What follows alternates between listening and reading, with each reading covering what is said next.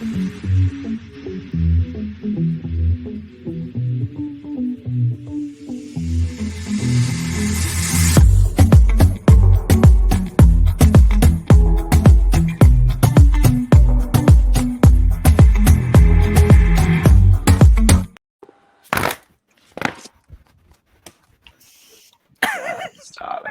Feel it. And like I don't have my fan, but I had Febreze air.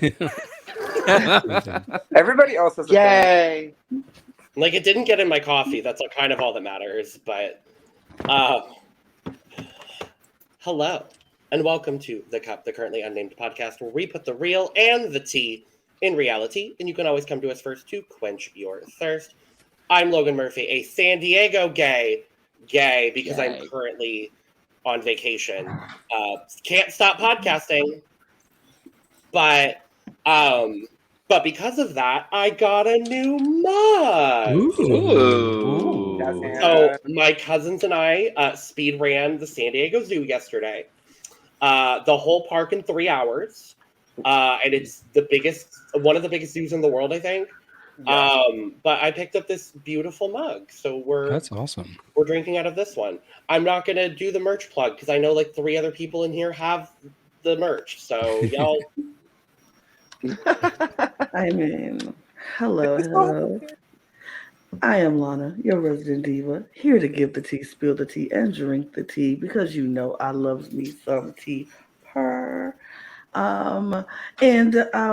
I'll take your merch link because, of course, if you want to be like the cool kids and get a cool cup like the cup mug, you have to go to lanagcreations.etsy.com, which is down below in the bio, in the description, and all of that. So get your cup. I am currently drinking nothing at the moment because I just had a fabulous meal and drink, and so I'm full. But I am wearing my shades because I'm being extra today because it's an extra special day. It's my birthday, everybody. So I feel like being a true diva today. So I'm being very extra. So it's my birthday. It's my birthday, and it's been a great day so much. So I'm excited. So. Happy birthday. Thank you. I am Brandon, your professional fangirl of concerts, drag, and video games. As of recording this, I am exhausted out of my damn mind because DC Pride had just ended and it was a blast, but I'm ready to just rest. So, as usual, drinking water because hydration is important. Period. Here. Yes. Happy birthday, Miss Lana, Purple Queen. Yes. Hello, guys. It is me. It is I, Mr. Talented, your favorite guy. And today, as usual, I'm just drinking a generic bottle of water sponsored by Miss Lucy LaDuca herself because hydration is important. Let loose. It's coming. There it is. I had to take it off of loop because if it's on loop, then it's just and I'm like, I don't need that. Oh, we all need that. Not live. Well, hello everybody. I am Eve the Bunny, Chicago drag artist, low-key, high-key, over-the-top, undercover, the undiscovered drag artist of Chicago. Also, the unofficial Ivy Park diva of Chicago as well. I have to throw that in there because I was like, I haven't realized I haven't been wearing as much Ivy Park as I used to do, and my mom's concert is next month, so I need to get in formation. You see what I'm saying? Yeah. Oh, it is I, the Brooke Hogan of the Cup. Brooke, how are you guys doing? I am a Quick college graduate who plays way too much fucking Smash Brothers. But for the past week, because I haven't started work in my new location yet, I've been playing a lot of shit. So I played Female Career Mode in 2K23. I played South Park: The Stick of Truth. And now I'm playing Hades. And if you know anything about Hades, you realize how much of a fun time I'm having. Oh, bitch. I need to talk to you about Hades later. Oh, after the show, absolutely. Yeah. And I'm drinking non-generic water. I'm drinking Aquafina, sponsored by the alien herself, Irene Dubois, because... But there's no ice in your water. Yeah, exactly. There was and no ice. where's the lemon? Yes. They couldn't pick up the ice because of the nails. Exactly. And of course, hydration is very important. And I am David Healy, and I don't have a cute intro, but I do have a cute shirt. I am wearing one of my favorite shirts in honor of Lana. I had to pick out a purple shirt, and I picked out the very first drag queen shirt I ever bought, and it is from my favorite drag queen, one Shea Coulee. It says Shady Kool-Aid, and yes, I did get it signed. So yes, I love this shirt, and I love Lana. So, and I am drinking water. Yeah. I forgot Yeah. to say that I'm drinking black and white tea again Of course. as well. Shocker. Stanter. I mean, at You know. least you're consistent. I mean, that is true. And you We know love I what? am. We As long love as they consistently stay $1. Her. we love consistency, something that was not present on this week's episode of RuPaul's Drag Race All Stars 8. Real quick. And David does love me. He got me Prince. Purr. Yeah. He got me Prince. He got me Prince. Okay. We both love Prince. Loves me some Prince. Okay. I'm sorry. I just had to put that out there. Oh, no, you're good. Don't worry about it. But yes, episode 6, All Stars 8. Honey. I mean, The thing. Honey. Things happen. This is not a good honey. This is the apocalypse, baby. I'm gonna give it a good honey. One of my favorite new reaction videos is just like it. I have it on my page, and it's just a cut clip of like at least 5 to 10 different scenes of Drag Race people, all in different instances of them just saying "ooh," and so it's like Ross to like Rue to like Raja to like Shay to like Monet to like Jasmine Masters. Everyone's just like ooh, ooh, ooh, ooh, ooh, and I was like, that's how I was at right now. That's how I was in this episode. We don't normally do a Survivor crossover, but which Carolyn were you all after watching this episode? Oh, top left for sure. Bottom left. Bottom left. I was bottom right. I was orgasmic. I was more right. like bottom left. Yeah, for sure. I'm top right. No, I wasn't in physical pain. I cannot be in physical pain at something never changing. Insanity is watching the same thing happen over and over again and expecting a different result, and that's how it has happened with All Stars 8. Yeah. Well, so we come back into the workroom. No one went home because Heidi took herself home. Right. We'll talk about it. Do we just talk about it now? Might as well. Let's get that out the way. Okay. Let's get it We out are the way. filming this on kind of the day of the explosion of the drama between Heidi and Kahanna. It's been something to see. It's been a lot. It's been something. Go ahead. It's your birthday. Go ahead. Oh, thank you. I'm gonna take all the advantages. No, it was interesting because like I woke up this morning and it was just like, what is happening right now? And then it just kept going, and then videos started coming out, and I'm like, what is really like? Is this for real? I didn't know if this was for real or if this was like. But then it seems very real to me, and people's feelings are hurt, and a lot of conversations have been had. But I think somebody said it before we got on air. I feel like it's one-sided. I feel like the conversations that are happening are coming from one side, and the other person's not really saying anything, but just liking tweets about said person. So I'm like, I don't. Because Heidi's been on her live. Like I follow Heidi on TikTok, and so Heidi's been live on TikTok. Heidi's been live on Instagram, and I've seen a lot of the lives and not heard anything about this this. Like she's not saying anything about Kahanna specifically. Never talked about the issues that was going on. None of that. But then Kahanna is sending out video after video after video. Is like, look, this is what's going on, and I'm going to talk about it. And I'm real, and I can't wait to see you in Chicago. And I'm like, what is going down in the shot? Wait, I might need to play. I know. Do I need to be? Maybe our on I spy. I need your I'm gonna camera need- rolling. Either we'll figure out another day to film next week so you could be here, or I'm gonna need a video recap from you, darling. But, I need all the tea. I need all the tea. yeah.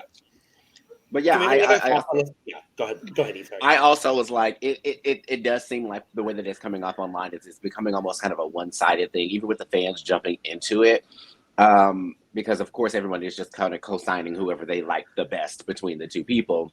I think that the funniest thing out of the entire situation, and I don't know if this is something that Kahanna is like perpetuating or if this is a fan thing that kind of started, but I did see this kind of trickle throughout Twitter and a lot of Kahanna's followers like agreeing or like making this as a point. But a lot of people were saying something very similar to the effect of, if Heidi wouldn't have quit, she would have been the person to end up going home, or she would have ended up initially, I guess I'd say, being in the bottom of that episode. And that one I feel like is very, very weird because I'm just kind of like, no, I don't think in any scenario, like regardless of how the scenario played out or what was said between the two of them, Kahanna did bad, and that's just on her, you know. And I feel like that's a lot of it too. Is Kahanna's, I feel like, personally hurt because of the fact that I feel like it's just like an insecurity thing that's almost like eating at her. You know what I mean? Like, because I'm like, if you did bad, then okay, you did bad. It's no big deal. But like, instead of being like, okay, I did bad, it's no big deal. It's like she's trying to shift the blame towards Heidi, almost like she did amazing in it, and then Heidi just kept making her look bad. And then all we saw from the edit was Heidi making her look bad. And so it was a very weird confrontation. Like I said, I'm going to be very, I can't wait to see how this turns out at Roscoe's. I'll say that much. Camera ready. I mean, to be fair though, Heidi did post some tweets on her Twitter, some screenshots on her Twitter of a conversation that her and Kahanna had. And that's the only thing I've seen that she's really commented on about it. But to me, but even in those tweets, it still seemed like most of the aggression or like most of the ire was really coming from Kahanna. Yeah, and like, it seems like Heidi just doesn't want anything to do with this, and Kahanna is trying to make something happen. But then again, we don't know everything that's going on behind closed doors. But if Heidi's posting screenshots, then like she's just perpetuating it. Like that's kind of where I'm like, quite frankly, neither of them look good in this scenario.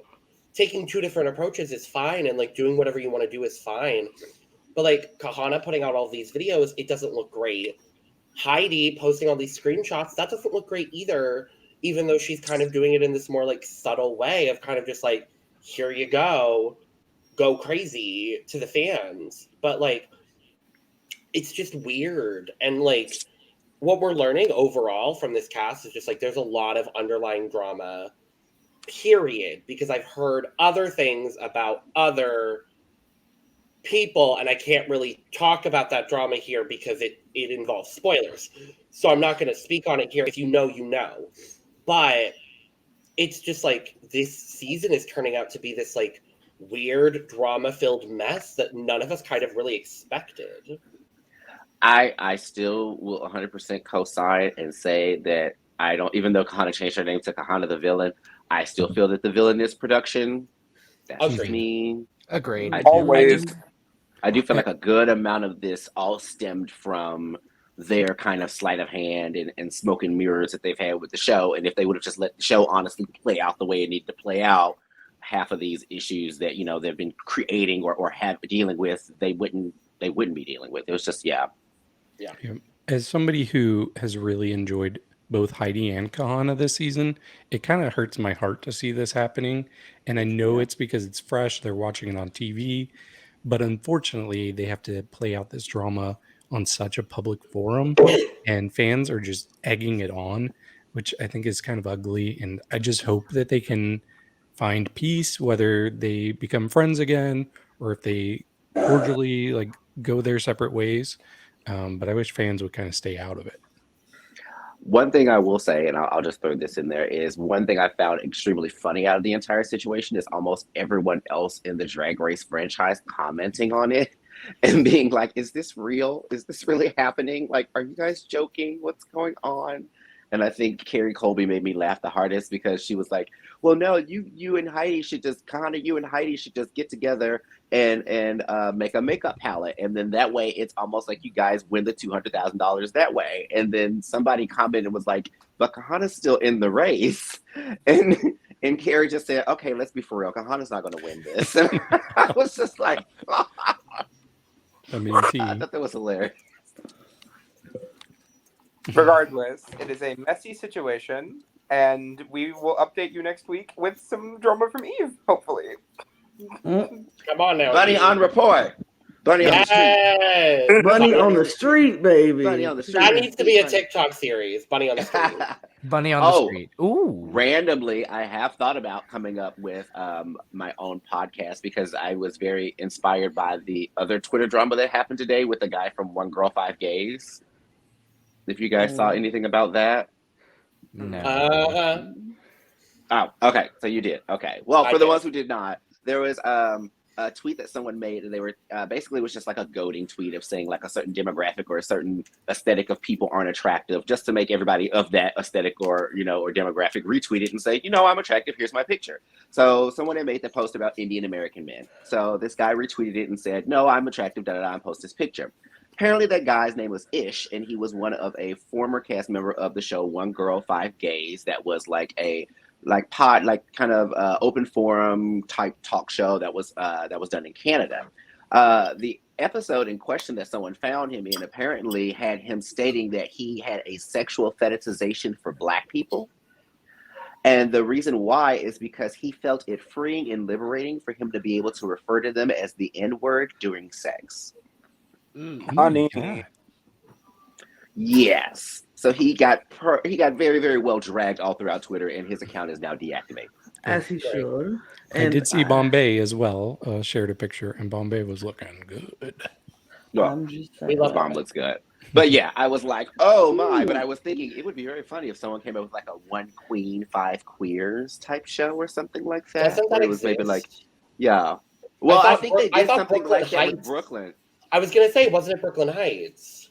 I think that they did some like little pop-up thing like that. I think maybe after season 1 of Canada's Drag Race, but it's not. I don't think it's like an ongoing. It's not like an ongoing series or anything. Yeah. So I was like, that's basically what this podcast is. Lana's pretty much. It's one She's got queen 6. and six queers. I mean, a So, queen in her court. Period. Lana's the queen. Yeah. Fact. So we're back in the workroom. No one went home, and we get the results of the vote, and it was unanimous for Kahanna to be eliminated. Nobody's surprised by that. Kahanna's not surprised by that. I thought, for what it's worth, I thought she took it pretty well, and was just like, "Yeah, I get it. I was the worst." Happy. I want to say something. I'll make it super, super quick. I was a little bit annoyed by that because I felt like that everybody was very okay with Kahanna being like, if I would have went home because I did bad, I understand that and it was my time to go home. But isn't this the same argument that they've made against people like Kasha Davis and stuff when they sent them home of being like, wait, you didn't fight enough. You said you were okay with going home. I was really surprised that people didn't sit up and go, well, if Kahanna wasn't ready to go, let's send her home again. Like, it was just, that part just kind of was weird to me, that they were that okay with her presenting that way, but when other contestants that did it before, they used it as a negative against them. I mean, I think also in a situation like this where Heidi had already left, I think maybe the circumstances are a little bit different in the workroom. At the same time, yeah, you're totally right. Yeah. I think it also has to do with now Kahanna's kind of falling into the Roxy effect. I think that might have something to do with it, where like now we're seeing, we'll talk about it, she's in the bottom for the 3rd time this week, even though I'm going to say right now, I don't think Kahanna should have been in the bottom, but has she been in the bottom every episode since she won? She wasn't in the bottom for the ball. For the ball. Yeah, that's true. She wasn't. The ball was good. Yeah. The ball was good. And then she was win, safe, bottom, I believe. No, she was in the bottom. Yeah. So win, bottom, safe. I have Fandom Wiki up. Why am I not just looking at it? I think it's because she was bottom in RDR Live, wasn't she? Win, bottom, safe, bottom. Oh, So she was safe in She was RDR safe. Live? She was in the bottom for RDR Live. She was safe for Okay, the ball and for the Trailer. trailer with her, Heidi, and Lala. Oh, yeah. Okay, gotcha. Even Whatever though their group was. it would have been. Yeah. So we're in the workroom the next day. RuPaul walks in, and we find out that the maxi challenge for the week is Joan, the unauthorized Rusical. Yay. The workroom is covered in Joan Crawford. I'm thrilled. And Faye Dunaway. And Faye Dunaway. And Faye Dunaway. And Faye Dunaway. And I thought it was interesting because the last time we saw the unauthorized Rusical, I believe, was Cher. Madonna. Yes. Madonna. Oh yeah, Madonna was more recent. Madonna was more recent, but I always think of the Cher one because the Cher one, they were assigned their parts. And in this one, they're like, free for all. And I'm like, oh, okay, work. And so most people fall into their roles very, very easily. And we end up getting another audition. Shocker. We're going to get an audition for a Rusical. This time it's Kandy and Jessica auditioning for the part everybody wants, no more wire hangers. Like, that's... No more wire hangers. And it's not even that everybody wants it, it's just them two. Well, Yeah. apparently Alexis did too, but she bowed out. I mean, there is that whole thing about picking your spot in Drag Race and like knowing when to dig in your heels and when not to. And I definitely think that this was the time where if anybody was going to dig in the heels, cough, cough, Alexis, this should have been the time. Because we know Alexis is pretty great in Rusicals historically, arguably had the best performance in the Kardashian Rusical on season 9. Debatable. It's not arguable. At least. It is at least debatable. I am aware. That's why I It's said not it was arguable, David Healy. She should have won despite I that disagree. horrible Disagree. Okay. Wait a minute. Wait. We're the two best people in that Rusical, hence why I said it was debatable. So historically, she has good performances. So knowing it's a challenge she could do well in and possibly win, this is when I would dig in my heels if I was Alexis. But didn't happen. You said your favorite two out of the Rusical were who again? Alexis and who? Shay. Oh, okay, cool. I'm checking. Yeah, What no, did you like hear? Pheromone, 100%. Farrah, why? Highlighter. I don't know. Nina Bonina Brown was so good at Black China.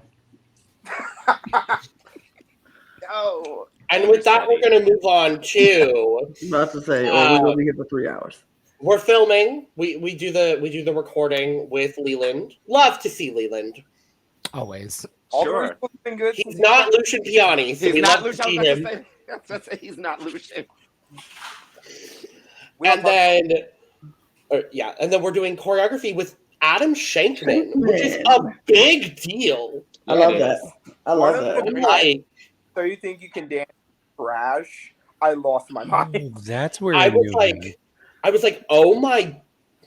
I mean, How much money did they pay Adam Shankman to be there? I was like the name alone. I was like, oh, that name's familiar. Yeah, I that also was love this is one of those moments where most of the people in the workroom had no idea who it was, and then Except you have Alexis Michelle going losing her stuff. crazy. I Literally mean, going- if you watch So You Think You Can Dance, you know who Adam Shankman is. Adam Shankman is like amazing, and I was excited when I saw. I was like, Adam Shankman! Oh, we just stepped up our game up in here. Okay, her. It's a great step up from Todrick. Literally. Yeah, absolutely. It's a more established step up. More established, less problematic. I hope they continue Kinder to to bring the contestants. I loved Adam in this episode. That's actually where I was going to go next, David. I loved Adam in this episode, just being so gracious. I hope they continue to bring him in for Rusicals. I will say for dance challenges, though, I do enjoy Miguel Zarate, who's been the choreographer over the last couple of seasons. So I do hope they keep them both. I don't know if that's going to happen, but they can still bring back my husband though. who's that? What is his name? From season 1, 2, and 3? No. Bald. Bald black guy.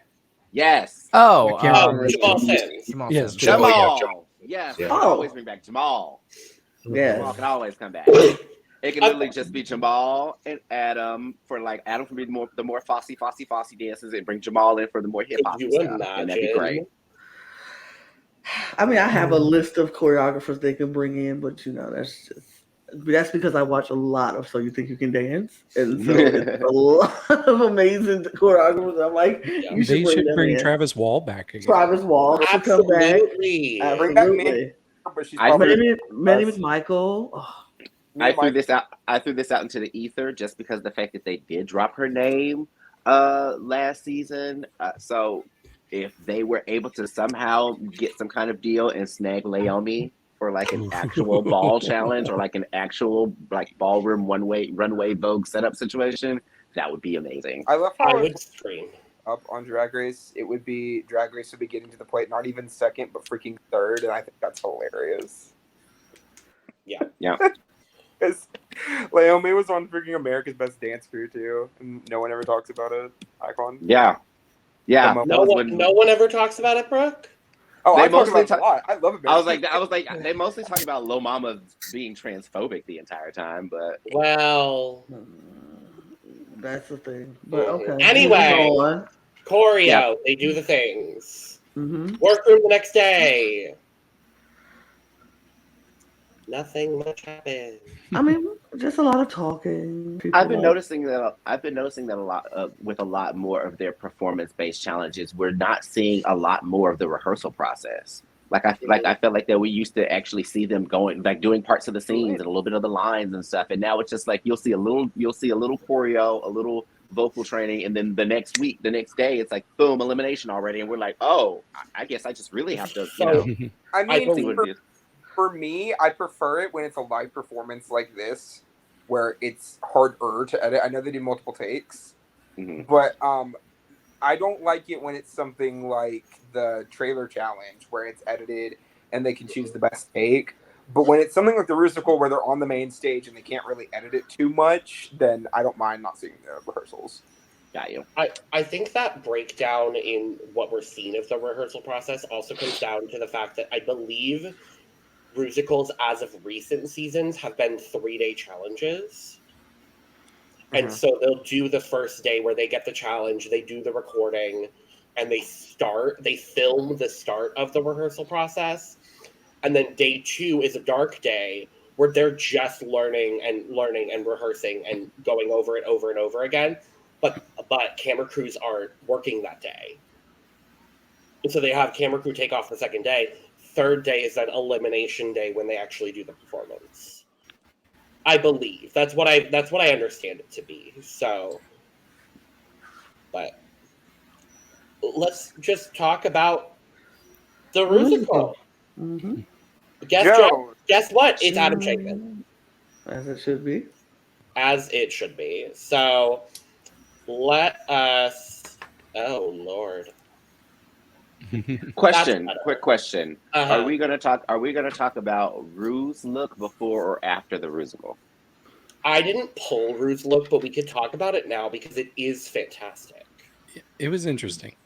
That for me was this like latex blue corset type dress situation that was very, very like Versace inspired with all these like gold chains and a lot of gold bracelets and rings. And for me, I was like, this reminds me of like old school Ru in the earlier seasons when like every time she would come out, we'd be like, oh my God, you're in like this crazy like hairdo. And it was so, I feel like a departure from the past couple seasons.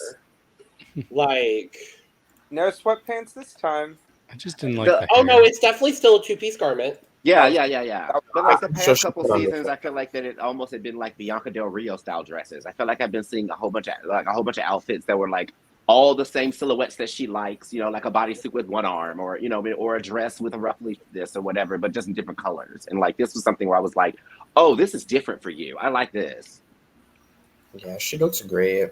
Yeah. If she took one deep breath, everything would have fell off. Pop. That corset would have popped open. Yes. Wow, like she looks so Also- great. Look at Maddie. Look at Maddie. T.S. Madison. Gorgeous. I'm so glad we've seen so much more of her this season. Same. Mhm. I'm happy You know- she So is glad. finally a rotating guest judge because she deserves it. You know, Yeah, I will literally. say during the one episode of season 15 I was on, I did say I didn't like the fact that we had 3 rotating judges, and I was told that sounded like a side against T.S. Madison. No, just get rid of Ross. Right. I was about to I was like, that means Ross just needs to go. Yeah. You know that thing where Ross Matthews should go away? That thing, yeah. Fuck you, Ross Matthews. So, yes, we have the Rusical. It's here. It's This was a good happening. Rusical. Very It good. was a great Rusical. It's ear candy. Oh my God. Oh, the soundtrack is phenomenal. Phenomenal. Phenomenal. So we have Kahanna as MGM Queen. We have Jaymes as Mommy Dearest. We have Kandy as No More Wire Hangers. No more wire. Jessica as Bring Me the Axe. Alexis as Not My First Rodeo. Lala as Let's Go Joan. And then Jimbo as Hollywood Hag Superstar. God, that title. Do we want to go individually or do we want to just talk about the group as a whole? Do it as a whole. Individually, when I we was gonna just, do individually. I feel like I'm Yeah, gonna I forget prefer somebody. individual. Okay. I figured we could discuss the placements, like when we discuss placements, because there's 7 performances, and I feel like we're gonna talk about it twice. But okay, I mean, we could just talk about placements now, too. sounds good. Uh, The right person. Tops for everybody.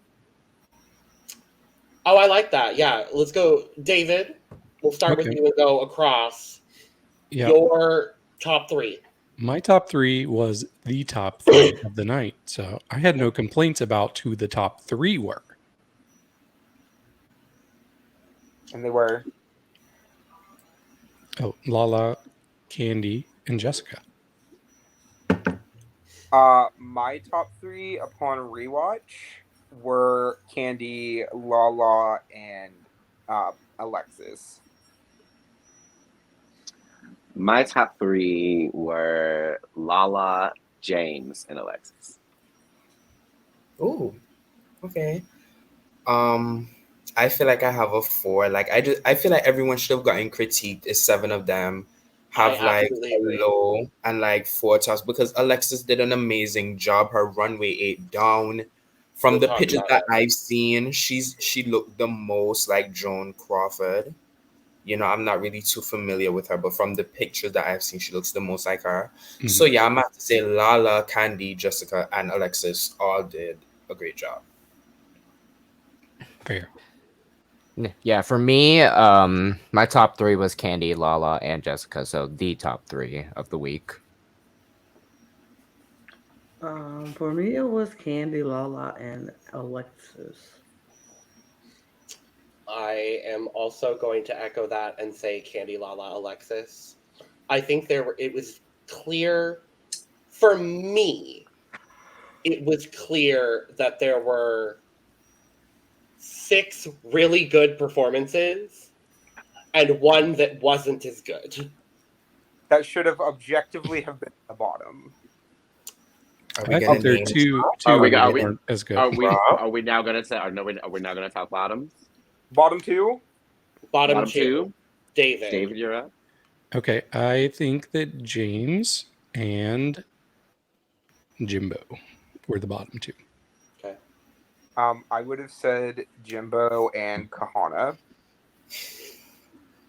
I would have said Jimbo and Kahanna as well. Yeah, I'm gonna just say this based off of performance and not runway. Jimbo and Kahanna. Also, Jimbo and Kahanna. Same for me, Jimbo and Kahanna. Guess what? I'm different. Kahanna, My you're up. bottom 2, upon rewatch, I've watched it 3 times. My bottom 2 was Jimbo and Jessica. I can see that. Wow. Okay. I can see that. I can definitely see that. I think the difficulty. I think Jessica did a great job. I think the difficulty for me personally is that she was the 6th best again. Yeah. That's really the difficulty. Is like I don't think she was bad by any means of the imagination. She, for me, was just the 6th best in the challenge. And if there has to be a bottom 2, that's where it is for me. Yeah. That's the weird sticky spot that I feel like that I have Jessica in as well too. Is Jessica did not in any way do a bad job. She did a really great job. But at the same time, I feel like that everyone else did a little bit better than her.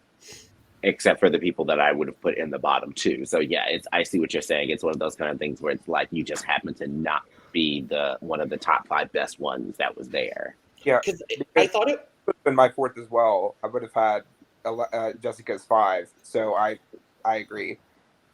I think the difficulty for me is specifically when we get to the critique. Because if you look at Kahanna's critique compared to Jessica's critique, Kahanna was critiqued on not giving face in the performance. Jessica dropped face on several different occasions during the performance because there was a lot going on in her performance. She had a lot of props. She had a lot of moving pieces. Her face went blank on several different occasions. And so, like, if you're going to give Kahanna that critique, for me, you need to give Jessica that same critique. That also, for me, plays a little bit into what I was talking about when we did the last critiques of All-Stars, where I said that I felt like that Jessica wasn't doing a bad job this All-Stars, but I still felt like she was doing a B+. And like that's why I felt like with this challenge, that she wasn't bad at it at all, but she just wasn't like blowing it completely out of the water. But for some reason, I feel like production isn't highlighting that. They're still kind of letting her skate by a little bit with doing her version of okay, but yet they're expecting so much more for everybody else, I feel like. Can I just say I'm like blown away shocked because I thought she was like clearly top 2. Oh, wow. Okay. Yeah. I thought she by far had the best vocals of anybody. I was like blown away by how good she sounded. But she delivered in every aspect for me that night. I thought she was absolutely great. I did not get her being dead in the face. I did with Kahanna. I said that as I was watching it.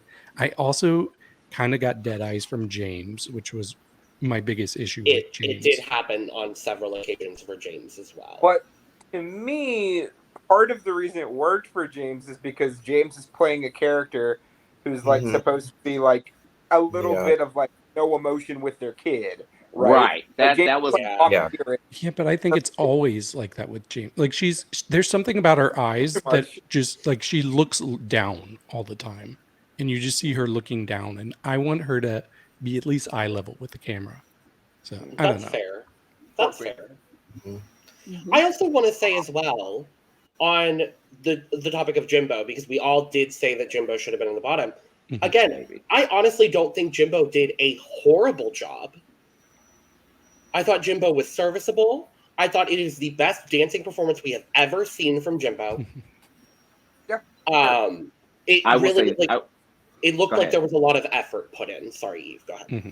No. The only thing I will say is the big thing that's always worked for Jimbo is Jimbo is supposed to be a drag clown. Like Jimbo's whole thing is I'm very waka waka waka with my drag. We're all in on the joke. I'm a clown, that kind of thing. So my issue is the fact that I felt like this could have very much been a time, once again, where Jimbo could have completely hammed it and clowned it up. And they really, really didn't. And I didn't really understand why. And for me, for the first time, Jimbo was kind of boring. Could that be partially Adam Shankman's fault? Not knowing what to do with Jimbo? Not really, because I feel like that Jimbo's comedy is physical in itself, and I feel like that with the dancing aside, I still feel like Jimbo possibly could have did more with like facial expressions or the way that they move their body or something. I feel like that I don't want to just give them that out and say that it was mostly because of the choreo, because I feel like that they, like if you look at it with Kahanna, I feel like that Kahanna still tried to put a little bit more into it, even with her doing the choreo and stuff, because she said she wasn't really that great at being like a trained type dancer, you know? So like, I felt like I didn't see a lot of oomph from Jimbo as much as I thought I would have saw. Yeah. Brooke, I think you had a comment, and then Mr. Talented, I think you did as well. The best way I can describe Jimbo's performance to me was, if this was a regular season, Jimbo would have been. Yes. That was like the best description I could say, because when you compare to like like everybody else in this Rusical, I would have said most of them would have been high or close to high in a normal musical. I think Kahanna would have also been safe for me, but everybody else would have been at least high-ish in a normal season. It was a really good Rusical though, and when you have to deal with that level of competition, you know, the placement should have shaken out a different way in my opinion. True. I think Jimbo would have been bottom for sure in season 15 if we're comparing this performance to the Rusical in season 15. Yeah, Jimbo didn't do a bad job. Everyone did a great job for the most part. The thing with Jimbo was that I felt like her dancing wasn't really. Her dancing was dead. It was dry. Like there was no sauce to it. There was no. There was no It Jimbo almost seemed a oomph. little. Yeah, it almost seemed a little bit unintentional. Like she kind of knew what she was doing, but then she kind of didn't. You know, so I just wanted her to, you know, but I will say she is improving on her dancing. I'll give her that for sure. But I just wanted, you know, a little bit more spunk, a little bit more something, you know, hit the moves harder, I should say. And she was wasn't hitting playing them the hard. old version of Joan Crawford too. So Yeah. sorry, I am the Jimbo apologist, so I will defend her as much as I can. That's fair. That's fair. Brandon, Lana, any thoughts on any of that? Lana. I mean, like, what's hard about, like, what's, like, I'm echoing everyone's saying because, like, we've had the same thoughts. However, like, I feel like some of the judging was a bit, like, it was very questionable. Like, of course, I did say Kahanna and Jimbo were, like, my bottoms, which I still stand by because, like, it's just the questionableness of what's been going. I feel like, again, I just don't know. I just feel like the elimination with Heidi was like still kind of like lingering with everyone in a sense. I can't really tell with that though, but yeah. I think that this whole thing, everybody has already said everything that I was going to say, so I don't feel like I need to repeat anything. Sure. It's just that this was the people who were at the top should have been at the top, I feel. And the people who were at the bottom, I'm like, okay, you kind of deserve to be at the bottom. It is what it is. It was a good performance, but everybody was good. Right. Yeah. So. Absolutely. Let's. Oh, sorry, David. Go ahead. Sorry, I do want to say that even though I thought Jimbo deserved to be in the bottom two, I am very, very happy she was not in the bottom two because I think that would have been a super tempting thing to get rid of her, and I would have been I would have blamed them if they didn't cut her. There's a reason why Jimbo wasn't in the bottom. It's because Jimbo would have gone home on a Rusical again. And at this point, let's all just be honest here. Jimbo's winning the season. Like, there's really no. Like we literally had the winner of this episode say last episode that if Jimbo would have been in the bottom, she would have sent him home. And then she wins this episode. So no, they couldn't have had him in the bottom. There's absolutely no universe where Jimbo will be in the bottom for the rest of the season.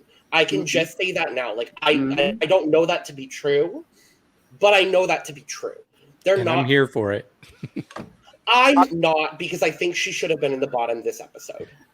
Yeah. I will say on Drag Race, we get it all the time. Never am. If it was benefiting a different queen, sure, maybe I'd be a little bit more okay with it. But like, it does get annoying, and it's the same reason why people have a sour taste in their mouth from other seasons in the past. You know, we liked All Star 6 because everyone that made it to the point where they went to when they went home felt fair, right? That's why All Star 6 felt so good. When you compare it to something like All Stars 5, where a lot of people didn't want to be there, they really didn't spread the wins, even though they definitely could have. And it almost seems like, in a sense, like All Stars 2 to me. Two. And Yeah. I am one of very few people on this planet who do not like All Stars 2. I was not crazy about All Stars 2. Yeah. It feels like this season was just made so Jimbo could win, in the same way that All Stars 2 was made so Alaska could win. And I said like that. I said that as well. I felt that with previous seasons, I feel like that certain queens they brought back as almost like we owe you this. So this why we're gonna bring you in for this season. We're gonna let you get to this certain point of the competition, even though 9 times out of 10 you might not make it there for whatever reason. And because I feel like that, honestly, I feel like a lot of people said that about Shay with her win for her All-Star season was like, well, it's because she didn't win her original season with the whole Sasha thing. So they brought her back for All-Stars to give her a crown for that, which I don't fully believe, but that's because I'm biased. Well, I mean, if you go based off of track record for All Stars 5, Shay did not have the best overall track record out of the final 3. No. But she's still neither did Sasha in her original season. Exactly. It's one of those things where the track record's not the only thing that matters. Right. But it's not like they were giving Shay wins she didn't deserve either. Like, right. Then they never saved her either. Jimbo has been saved and arguably given wins she didn't deserve. And that's what's making people have a sour taste in their mouth. Well, I think what sets this apart for me, and I know you all will not agree with it, but what makes this different from any other All-Star season is, for me, there is only one satisfying winner. Like, if Jimbo goes, I can't see myself being fully satisfied with anybody else winning. I'm not talking like the Variety writer where he was saying everybody else sucks. They don't suck. I just don't see winner from the others. So for me, I saw winner out of Heidi, but she's not there anymore. Exactly. And so the downside is maybe this makes me look like a spoiled American. I don't know, but I will be like a kind of miffed if the American All-Star version, because they're going to do All-Stars in all the different franchises, is one of the only ones that has like a country crossover. You know what I mean? Like, we have one Canadian person in our All-Stars, but the Canadian All-Stars won't have an American person in theirs. You know, the UK All-Stars won't have an American person in theirs. So I'm just kind of like, what? Okay, like, I guess if you like Jimbo that bad, you know, but that's how I feel. I will say, I think if Jaymes and Jimbo were in the bottom, I feel like if everybody didn't vote for Jimbo, I feel like it would have been split down the middle, because in a shocking turn of events, everybody voted for Jaymes after last week. Everybody voted for Kahanna. And allegedly, it's because of the situation that happened episode 1 where Jaymes was like, she was struggling with the choreography and she didn't want to be there. So maybe they could have still voted for Jaymes. And that would have been sickening to see, because Kandy would have had to make a choice. Either you make your sister, Heidi, look like a liar, or, you know, you show the type of player that you are. So that would have been interesting to see if she was in the bottom. But I will say, although I don't think Jimbo should be here, because my thing is, this is All-Stars for US Queens. We're having Global All-Stars. If she was on Global All-Stars, fine. But this is for US Queens. And especially when she's the only one there, it's kind of like iffy. But then again, out of everyone there, she's kind of the one that's bringing all cylinders, performances in the challenge and runway. And she has done good in every challenge. I think this is the only challenge where she was unfairly placed, where she should have definitely been in the bottom. You can argue the ball as well. You can argue the ball, but for the ball, she wouldn't have been the bottom. She probably would have been safe if it wasn't high. Mm-hmm. So I will say she is bringing it. You know, she's doing what she has to do.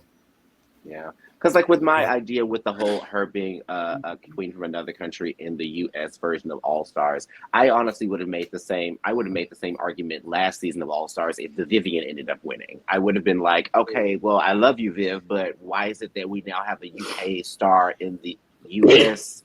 All-Star ranking when I know if they do a UK All-Stars, you're not going to randomly invite some US girl there. You know what I mean? So It's not like we're going to have Metamorphosis to show up on UK All-Stars. Like, I would love to see it personally. Oh, Mood! I love Maddie. I will say as well, on that topic of Jimbo being the only one here, and then we'll move into the runway.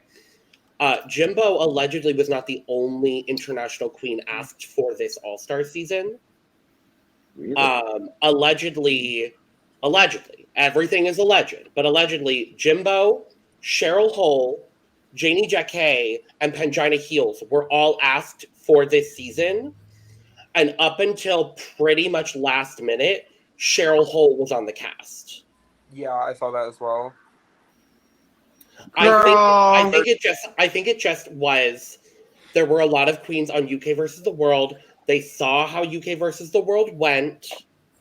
They didn't like it because, let's be honest, I love Blue Hydrangea dearly. I don't think production's number one choice to win that season was Blue Hydrangea. No. Nope. And I'm glad she's a winner.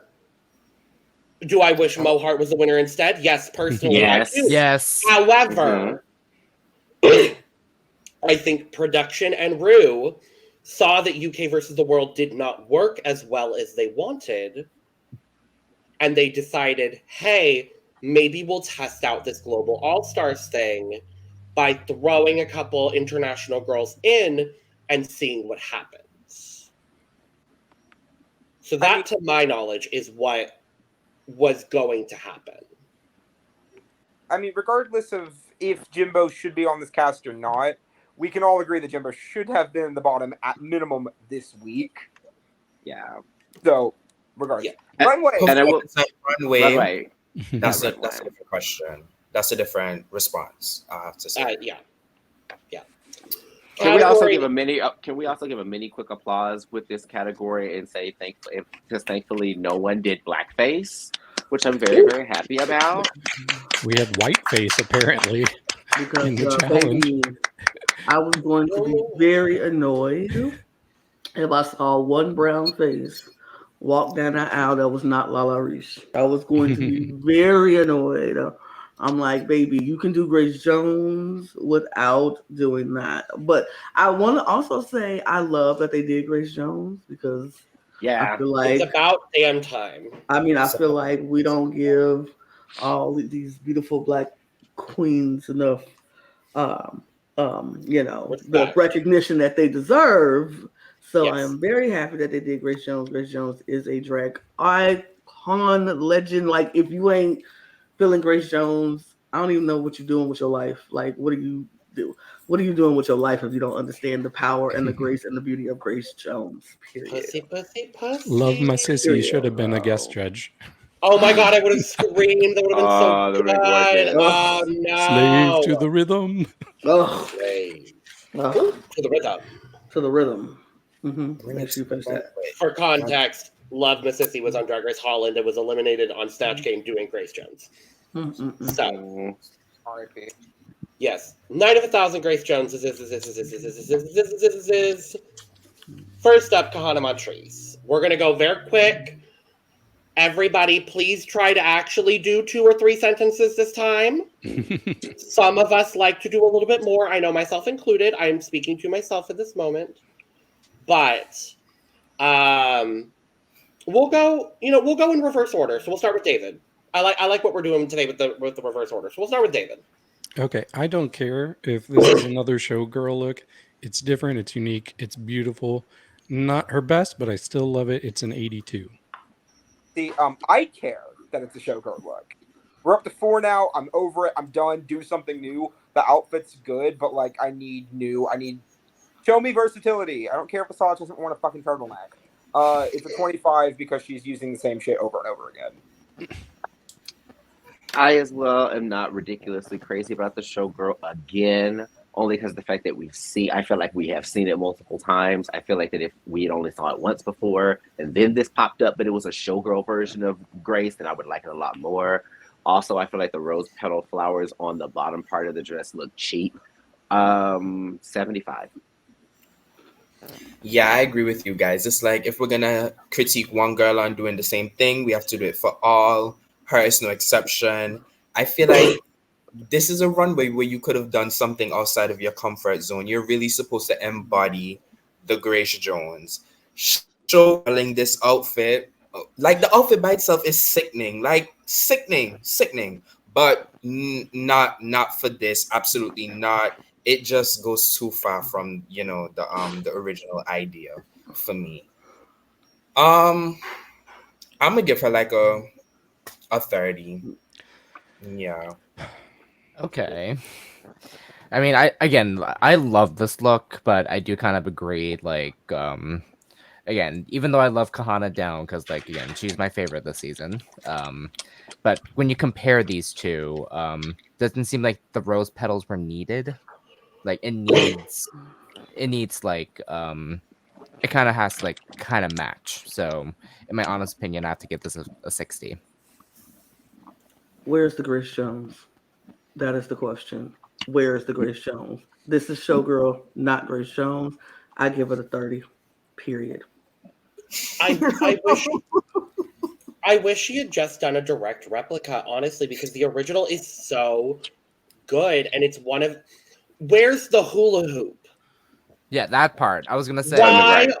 Where are the hula hoops? I wanted a hula hoop. They said Grace Jones. I said, where are the hula hoops? All of them, because we saw 11 of the looks. I don't know if Heidi brought a hula hoop. Probably not.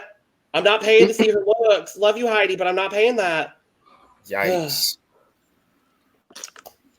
It's a 40. Again, she looks great. The outfit is sickening. Up for the category. That's what matters. She looks Wait, great. waist up, she looks great. That skirt looks Yeah. cheap. You said it, and I agree. Yeah. But it has to go with the category. Like, it has to go with the category. That's the point of having a category. If it wasn't that, then it would just be just something every week, you know? So I mean, if this wasn't a Grace Jones category, she'd be stunning, and I'd be like, great, it's a great look. This is supposed to be Grace Jones, and you're just giving me Las Vegas Showgirl. But we see Grace Jones right there. I understand, but that is still not giving us the Grace. That is giving me what is that? She Is took not it in and made it fit her style. and No. it's not good. No, I don't. Grace Jones. I just don't.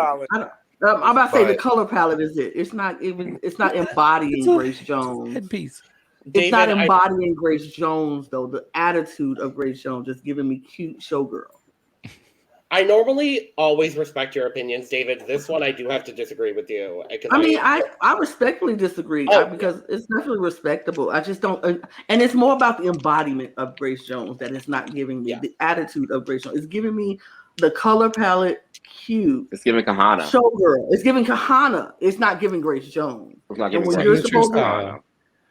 So that's my opinion. Jaymes Mansfield. It's this fit again. Well, I guess go ahead. I guess I'm going first, so I can't really fight with people. But I was actually surprised when they hated this because I thought this was one of James's best looks. Yeah, it didn't fit great in the pants, but I thought it was interesting to see her switch it up. I gave it a 63.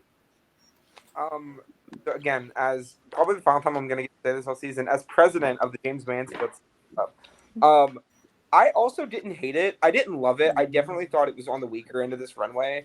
But at the same time, we do know she lost some weight. So, again, I'm not going to blame her for the fit. I think the color is off, and that's what's bothering me, is that the color tones are off from the outfit. But, you know, it's not one-to-one. I would say a 50. It's fine. It's nothing special. I am going to actually agree with both of you guys. I was not horribly against this at all. I really like the fact that it was something different for Jaymes that I have never seen Jaymes do aesthetically before, down to the hair and the makeup. I will say I understand the fit issue, but other than that, I think this was a risk that honestly, it looks very fashionable on Jaymes and really chic. And so like, I was a little bit upset that they dinged her down so low for this. I would have gave this a cute 85. Okay. I will say I love that she's stepping outside her comfort zone. She's not giving me another, 50s maid. However, the color is just so off. Like that pants. Why do you have to exhale so hard? The contrast of the pants and the boot, it just no. And then the tails, like it just looks so cheap, it just, aside from the fit, I'm not gonna knock her for the fit this time because we understand, but the look itself is just not good to begin with. Um, you know, she probably will get a 10. Yeah, Wow. yeah. No, I'm echoing what Eve said because I really thought that this is like a risk that James was able to take really nicely. Like, yes, the fit was, but I'm not gonna knock her for that. Like, but I really enjoyed this, like for James specifically, because like I, I love when they take like this fur moment and it's just everything to me. So, um, 80 for me. I am not mad with this look. I'm not officially upset with this look. It's not as bad as I'm not mad at it. I don't think it's super great, but I'm not mad at it. So I would give it a 70. I kind of fall in that same boat, Lana. I agree. I think I don't mind that the color is different because this is James doing it differently and putting a little bit of James into the look. I think it was a big risk, and I honestly think had James been in the top, they would have praised this look. But because she had to be in the bottom, because we're not putting Jimbo in the bottom, because God forbid we put Jimbo in the bottom again, RuPaul has learned his lesson. They had to ding James, but I think if James had been in the top, they would have praised this look. With that being said, it's not the best thing James has worn this season. It's certainly not the worst. It's going to be a 70. Why has she worn that's worse than this? The lemon look in the ball. That was cute. Most of Yeah, the looks. This that is was the that was that was this is the that was worst. yellow pipe cleaners on a bra. Exactly. No, Again, that was pretty bad. To say that she bought it from home, that was pretty bad. But this, no. Mm-mm. This for me, I would say the issue is the fact that they always talk about certain people taking risks, certain people not taking risks, and James hasn't taken a lot. And I feel like this is a swing that was not a huge total miss. And so that's the reason why I'm okay with the look. I feel like it would have been more justifiable of her being in the bottom if this was a swing and an epic fail. But this was just a swing that just had some fit issues and like just a couple tweaks here and there. I feel like that this still could have been, this is still a very safe look for her. Like a very safe look overall, yeah, from what she did in the competition. She made it to first base. She didn't strike out. Right. All right. Kandy Muse. Shoot. Okay, well, we're gonna disagree again.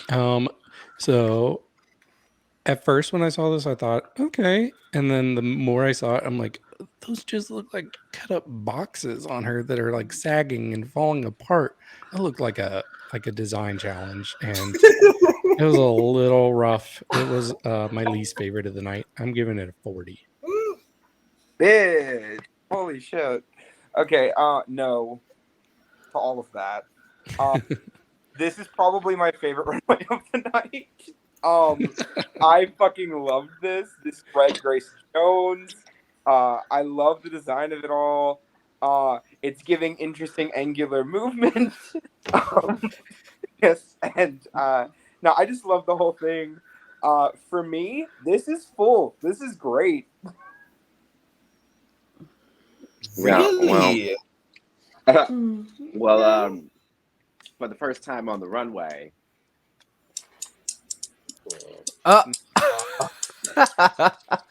it's a Chopiana chopsticks for me. Woo! Chop suey with the extra duck sauce. This is a very, very plain black, like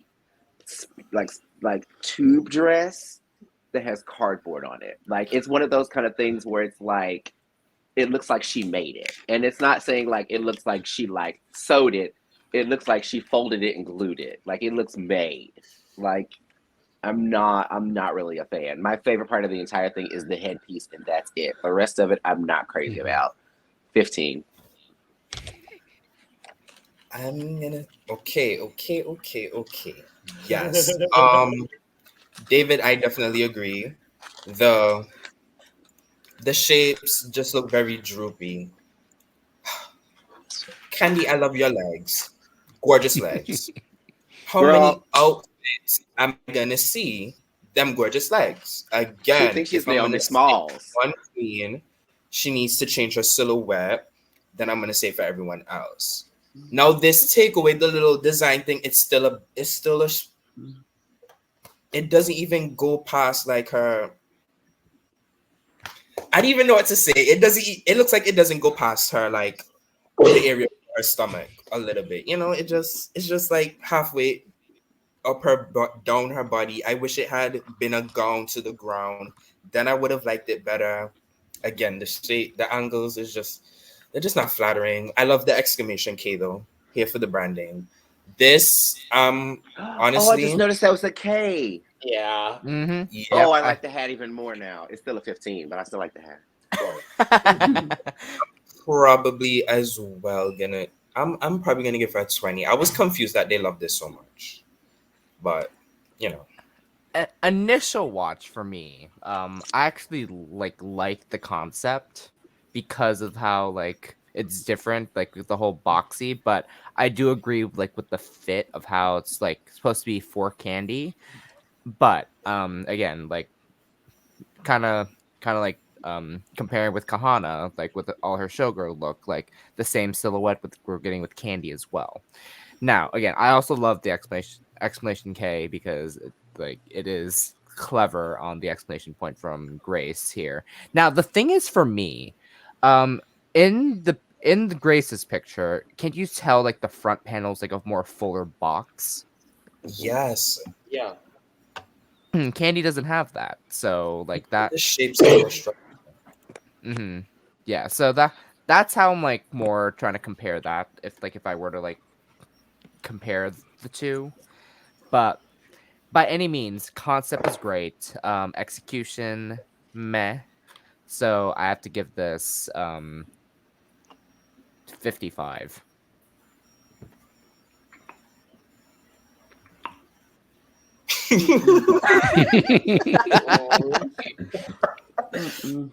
The ongoing theme of Lana not liking Kandy's looks. It continues tonight. It will continue until Kandy do something else. This is.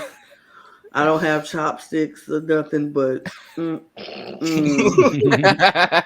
baby girl, no, absolutely not. This looks like some kindergarten decided to paste construction paper on your dress, and that's what it is. You're just flying out on that runway with this construction paper pasted to your dress.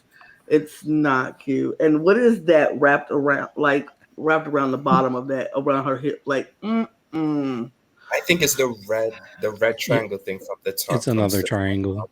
Yeah. Oh, absolutely not. Yikes. Absolutely not. But I agree with you, Eve. The only good thing about this outfit is the hat. And even that can't save how awful it is. So I will plead this one because I have nothing nice to say. Oh, about wow. it. Absolutely Love not. that. I love Absolutely that. not. Your birthday, That's voodoo. I tend to agree. I think this would have been a successful look, and I love this concept. I love that she did this Grace Jones look. I just wish it was triple the size of what it is. Because if it's triple the size, but still this like this cardboard almost sort of situation, then I don't think I would have as much of an issue with it. However, it does look very crafty. And I do agree, if we're going to call people on using the same silhouettes, Kandy, I need to see you in something that's not just a bodysuit with stuff on it. It's going to be... Oh, no, I hate doing this. I'm going to have to plead. Oh, wow. Yeah, I'm sorry. I have nothing nice to say. No, I'm giving it a 12 because the hat. I like the hat. The hat gets a 12. The hat can't save it for me. Like when Logan gives a low number score, that almost was worse to me than Logan. Yeah, a little bit. Jessica Wilde. Wait, is she tanned? Does she tan No, herself? She's already. That's the color that's how contrast she- on the picture. Oh, Yeah, that's how she looked. Okay, Yeah, I'm about that is to, her skin tone. because I was about to be like, okay, No, but okay. that's her skin tone. Yeah, Well, then, she's, okay. she's Okay. All right. The difference that honestly ends up making her look darker, and someone else commented on it, is the hair texture. It's the hair. piece Yeah. that she the has hair. on. Yeah. Yep. But okay, go ahead, David. Yeah. Okay. I'll keep going. I really like this. I think it's something a bit different from her. She comes out, you don't instantly recognize that as Jessica. It took me a second. I was like, who is this? But yeah, I really Who like is this. she? I honestly, I think she elevated this a bit. So I'm impressed. I'm giving this an 83. Yawn. Oh, I'm bored. I'm sorry. Like, okay, it is not that this outfit is bad. It's just that you have Grace Jones with this wide array of these like amazing looks and amazing outfits you could pull from, and you do but this. I don't know. I just feel like it's kind of simple for a runway that had so much room to maneuver. But maybe but they that, like, I don't know. I mean, it's not bad. It's just I think the choice was a bit of a choice is all. I'm gonna give her a 60. I don't think it's like a bad runway or anything. I feel like there was no real anything to it. It's kind of simple, and for a Grace Jones runway, that's kind of like the one thing I didn't want. Simple. in their defense, they do have to pick looks from Getty Images, so it Sure. kind of limits what they can choose. I'll just say that. I mean, fair, but I don't know. Yeah. For me, my cup is completely full. Even the way Jessica turned around when she started off the runway was just for me so. When we were talking about Kahanna just being up there and being Kahanna and not really having like the emphasis of like in the energy of Grace Jones, Jessica had that energy. And from like the way she walked and moved her shoulders, and the shoulders were already pointy, so that just added to it. She just had this slinky way that she moved, and she was dripping for me. For me, Jessica was doing the damn thing, and it was very much one that I agree with Rue. I was like, I want to own that outfit. Like I would kill to have somebody remake that for me because that looks amazing for me. It was 350% everything that I needed. I was like, this is the kind of level of stuff that I wanted to see Jessica doing throughout the entire season. That's for me. Yeah, I kind of agree. She looks great. Great outfit. If she spinned it, she did her own little take to it, but it's still not far away from the reference. It's still, I can see it. The only part I don't like is the bottom with that fabric change towards the end. That's the only part I don't like. But she still looks great. I'm gonna give her an 85. It's the way that you're all like contrasting your comments, but still giving a really good score, which like I'm all for because like I'm just like, oh, okay. I love this. Like I'm echoing Eve, like what Eve says, because like I like screamed when I like saw this. I was like, oh, this is good. Like love the hooded likeness of it all. I love how she added sleeves to have it for her. Like even though the original sleeveless, but still nice. I will agree with the whole like knee like half like knee bottom part. Like it's a different fabric, but I mean just trying to like work with what you got, but still love it. Still love it. 90 for me. I absolutely have to go purple for this because this look is amazing. This look gave me everything I wanted. I mean, that's why I had to ask questions. I was like, wait, did she tan? Is that the fact of the matter is she went all out and gave us this purple look. Sure, Grace Jones has a lot of other looks that are amazing and probably would have maybe did better on the runway. But when somebody takes a look that is as simple as this, as a hooded dress, and elevate it and turn it into something else that makes it even better and looks just as good, if not better, you can't do nothing but give them their flowers and their props for doing this. And Jessica, I mean, I've loved Jessica this entire competition. Not like nothing she's done has blown me away, but it's always been good. This is finally the level that I wanted Jessica to be at. And I'm finally like, yes, I see why they asked you back. I understand it now. As somebody who did not watch her season too much or watch before that, I see now why they asked her back, because if you can create stuff like this and take something as simple as a purple silky dress and turn it into something that looks amazing, you did the dang thing and you deserve to be in All Stars, baby. And my cup is overflowing full, baby. Period. Done.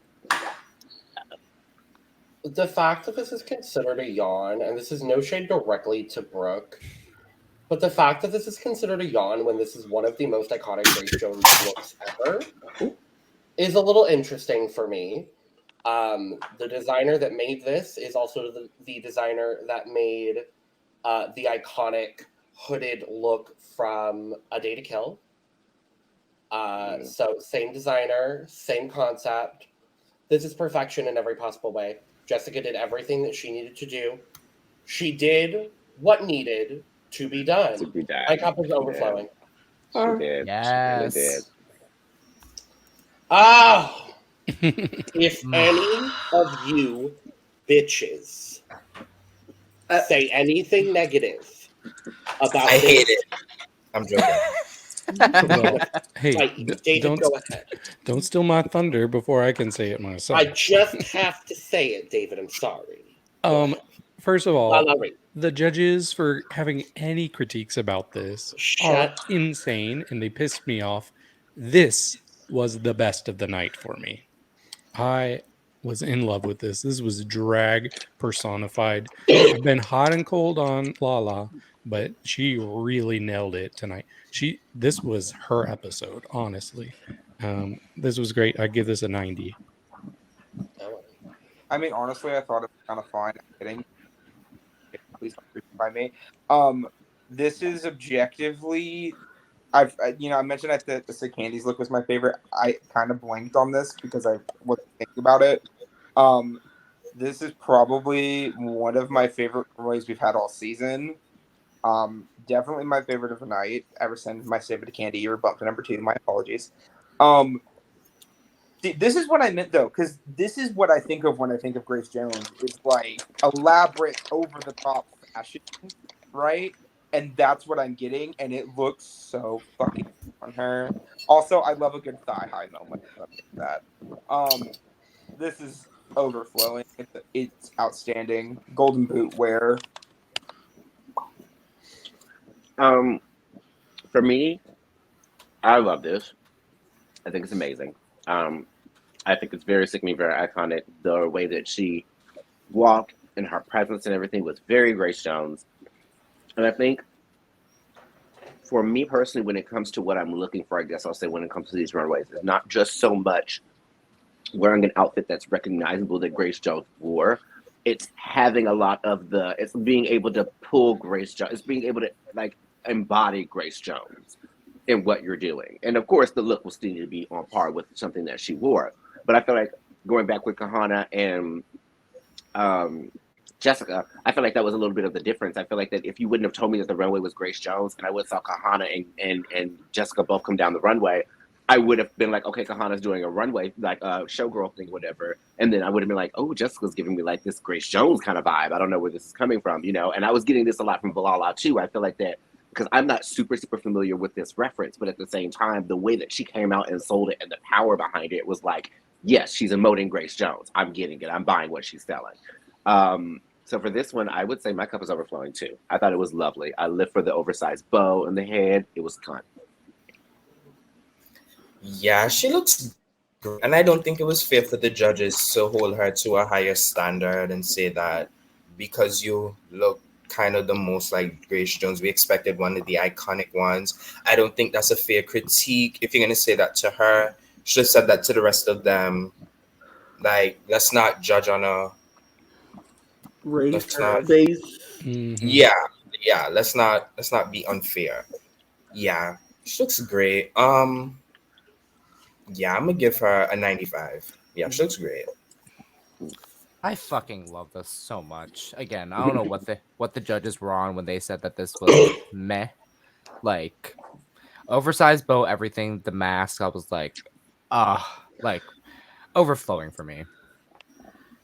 I see. This is the difference with Jessica's look was very simple, simple Grace Jones look of a hooded dress. this was not a simple look of Grace Jones. This was a very iconic, big, over the top look like we've seen with Grace Jones. And I think both Jessica and Lala pulled it off perfectly. Like they sold it. They sold everything about this look. They sold the way that they came down the runway. Lala sold it. It was just so good. I enjoyed this so much. Like overflowing cup full. Love it. Can't say nothing bad about it. And the judges can go to grass and go touch the grass and go do all that stuff because they were I'll wrong. go to grass. They can go to grass, baby. That's my friend. She did what needed to be done. Period. Overflowing. Period. Wait, am I the only one who didn't give that an overflowing? I did not. David doesn't. So okay. Yeah, but that One was thing close to it for me. One thing I wanted to say before we get into the next person is I did think that it was very funny that they said Lala with your skin tone and everything like that. I thought you would have done one of the more iconic Grace Jones looks because I feel like one of the biggest Grace Jones looks I saw a lot of people say they wish they saw last night was the vamp look. And I was like, well, I feel like that's one of her most iconic looks, but then Lala would have been completely painted white. So her skin would have really not made a difference. Exactly. But anyway, that's neither here nor there. Mm-hmm. That was a funky comment to say. Speaking of iconic Grace Jones looks, Alexis Michelle. Yeah. Shoo. So this is another one that is very, very good. This is probably my second favorite of the night. But unlike Jessica, I feel like in comparison, seeing them side by side, I'm definitely preferring Grace Jones. Alexis still looks great. Just something about her hair didn't work for me. I'm still giving it an 86. Okay. I really like it. Let me get that out of the way. To me, I don't know. It might just be the way I can't tell. There's just something that's a little off to me looking at this picture. I didn't feel it when I watched the episode. It might just be the screen grab. But I liked it on the episode. I didn't love it or anything. I think it's a really good look. 78, sure. Well, I'm about to make y'all be like, oh my, she must be crazy. Yes, I am. Crazy as hell for some reason for Miss Alexis Michelle this season. Boom, boom, boom. I'm a poet and didn't even know it. You better go show show reason it. For me. Hello. This is the reason why I feel like that Alexis should have won this episode because, baby, Lana, you have been riding that Alexis Michelle hate train for most of this season because you said you have not been happy with her silhouettes and she's been wearing the same plain dowdy dresses. Baby, when she came out in this, I said, thank you. This is All-Stars material. This is something we have never seen from you, Alexis Michelle, period. All-Stars or your original season. I live for the shaved head. I live for the 80s makeup. I live for the industrialness about it. It doesn't even look overly comfortable to wear. Like, you know what I mean? Like, it looks like it hurt a little bit. And, like, it's just oozing fashion. And it's something that I never would have expected from Alexis Michelle at all. This is a very big swing and a very, very big knockout of the park for me. My cup is completely overflowing. Yeah, she ate down. She did what needed to be done. Reference on point. Look on point. Offensive, not at all. She ate. I'm going to give her a 95. Yeah, she ate. I freaking love this so much. Like the headpiece is everything for me, and of course, like I love how she uses like the sleeves to her advantage, like adding to like the effect of like what she was going for compared to what this picture is. Like, it's just great. Like, my cup is full.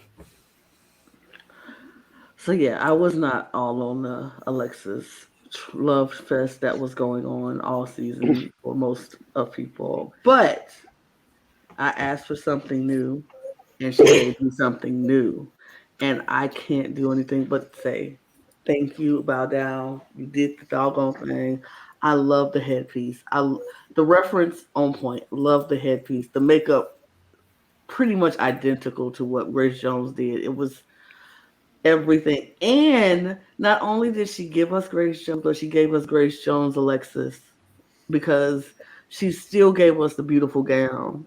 But from the waist down it was Alexis, but from that top up, from the waist up it was Grace Jones. And I'm like, I could appreciate that because this is still about you, even though the theme is Grace Jones, it's still about you and who you are, and she represented it perfectly. I would, yeah, full cup overflowing there. Got it. Good.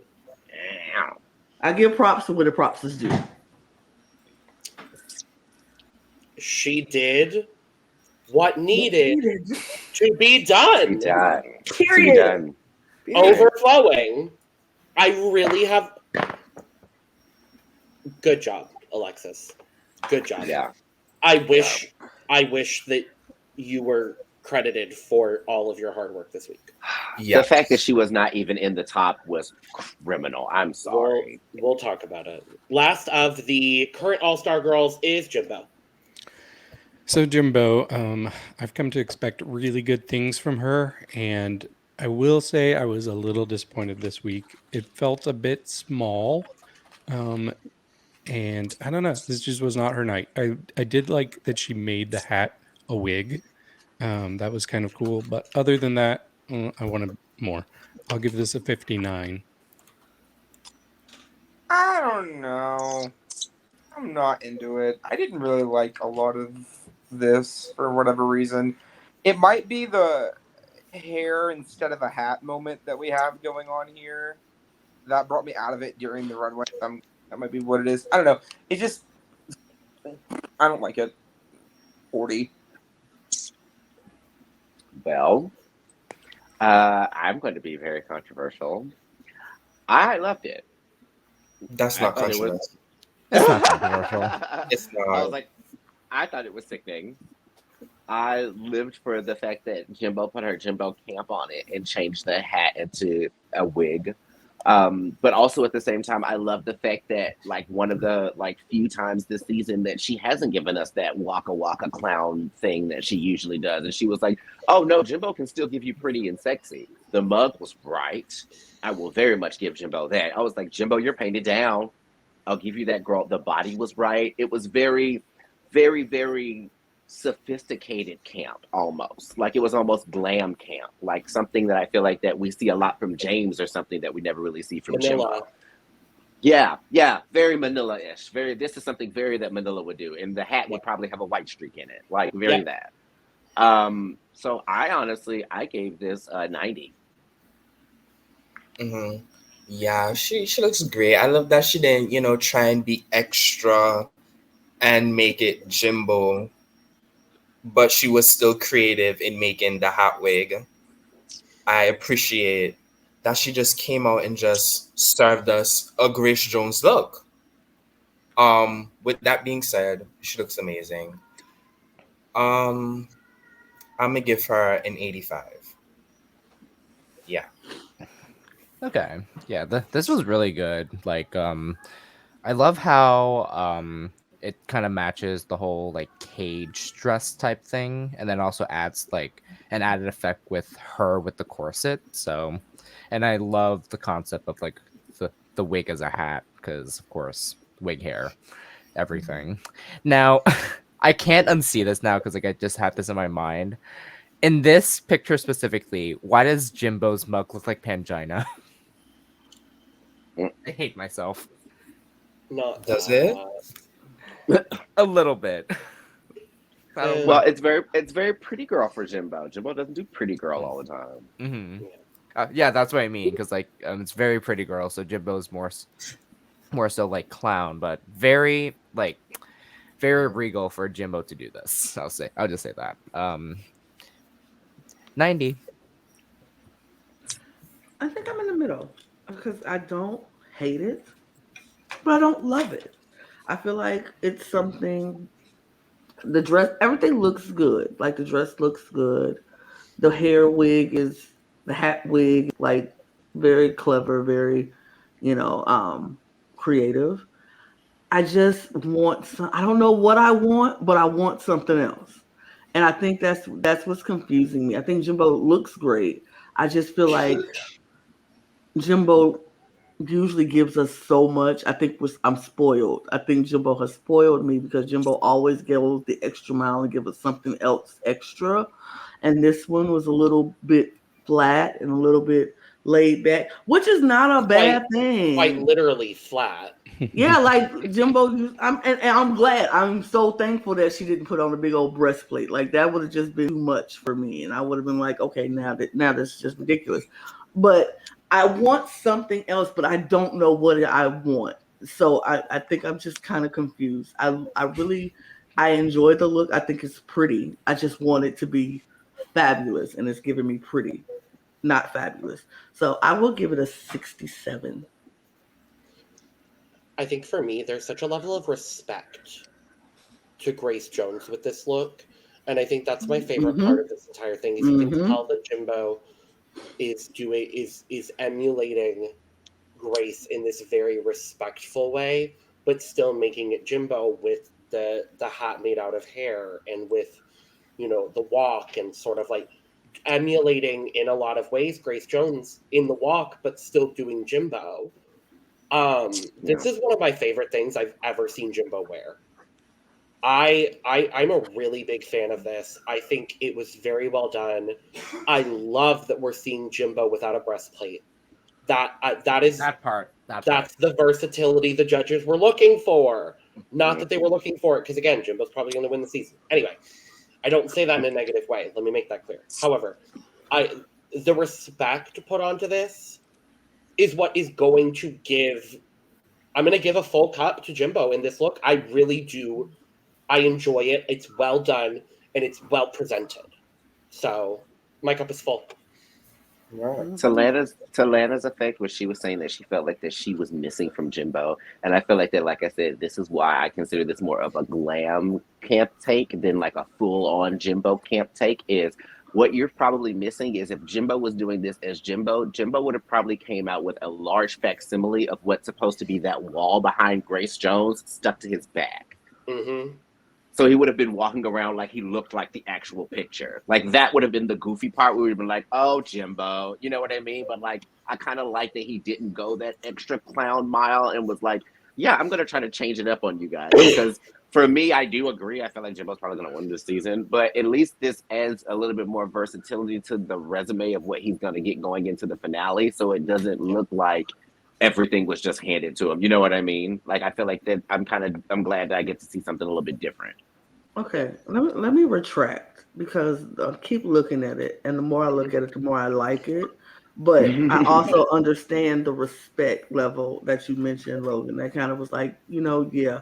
Let me retract a little bit. I will give it a 79 because I feel like, I feel like the respect element is there, and I can appreciate that you didn't go full Jimbo for Grace Jones because this is still about Grace Jones and you, and she gave us a nod of Jimbo, but a respect for Grace Jones. So yeah. And we're going to go very quickly through the Fame Game looks. There's only 4, thankfully. So, starting with Monica Beverly Hillz, David. This is fine. I'll give it a 38. 15. Monica, I love you, and I know for a fact that my niece Trisha Can, who makes all of your outfits, take a drink, did not make this Leg Avenue bodysuit with a cape on it. That's a 10.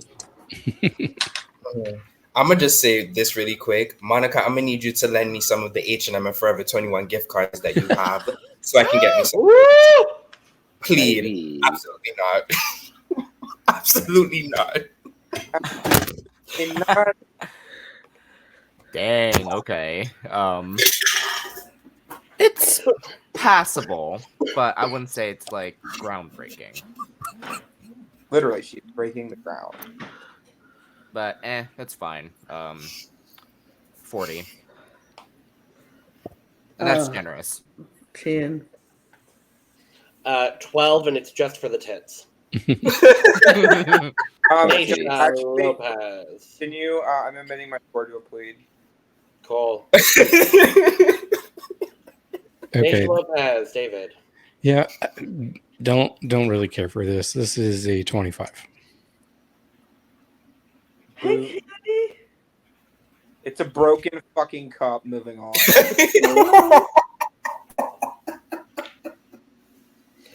I'm fuming. Chop, baby. This is not Grace Jones in any way. This is J-Lo. The hair does not match. The bodysuit is from Drag Stop.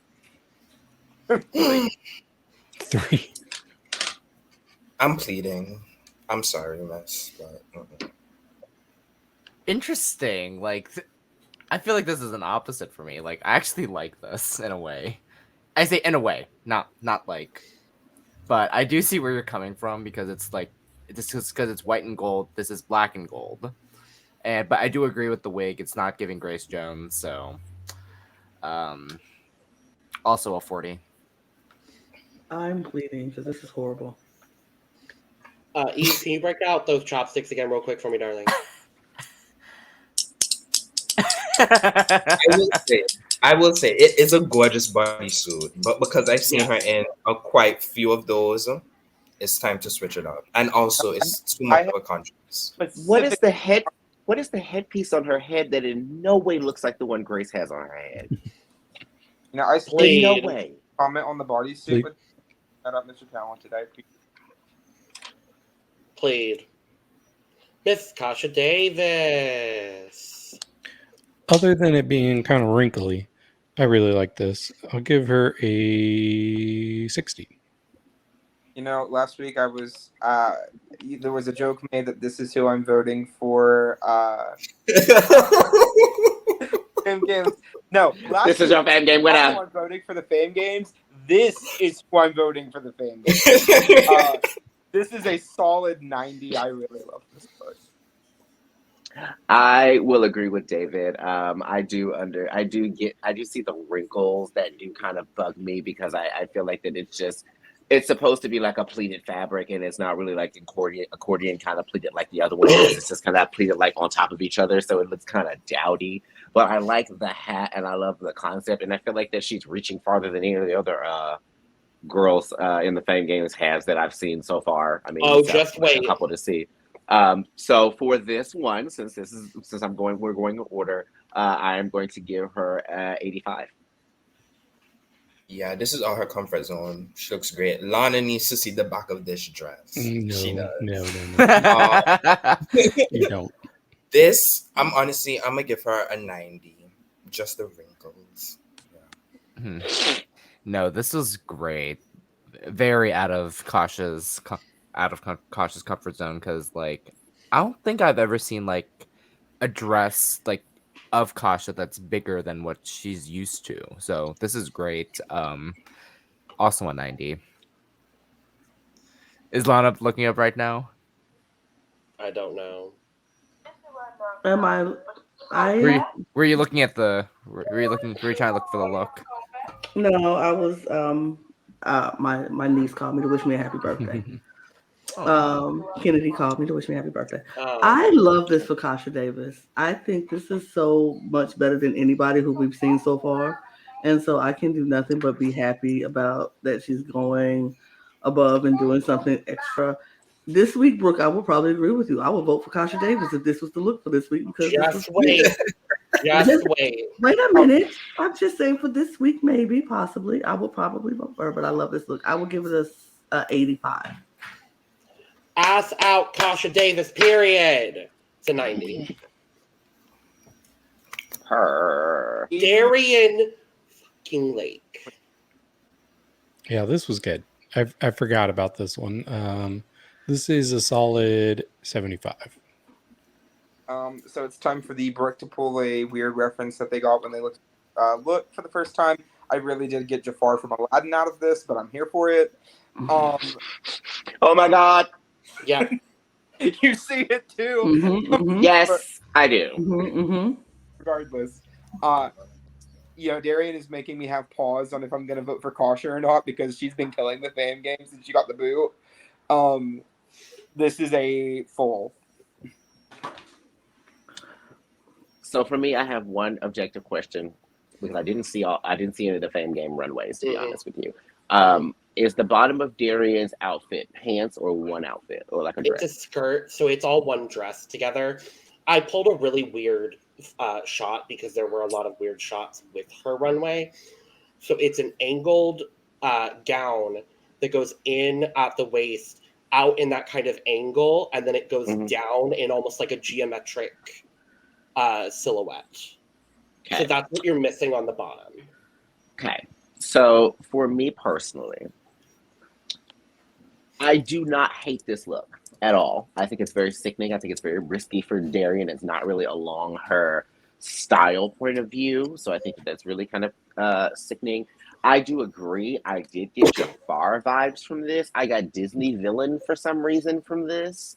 A little bit more than Grace Jones. I feel like that I would have thought of this as I feel like if it was white and black instead of red and black, it would read more Cruella de Vil than it would read Grace Jones for me.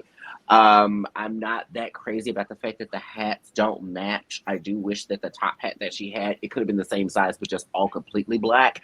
I think with it being that black and red and having it match the outfit, I think that is what adds a hair more costume to it than I want for it to be and not so much fashion. I also do wish that it was pants at the bottom as opposed to a dress, because then I do feel like that would have been more of a riskier silhouette for Darienne, is to do some kind of like oversized harem pant as opposed to doing something that of course is really cute and nipped in at the waist and shows off her figure, but it's still at the end of the day it's just a dress that hits the ground. I would give this a 65. She looks great. 85. Yeah, the Disney villain vibe is like, no.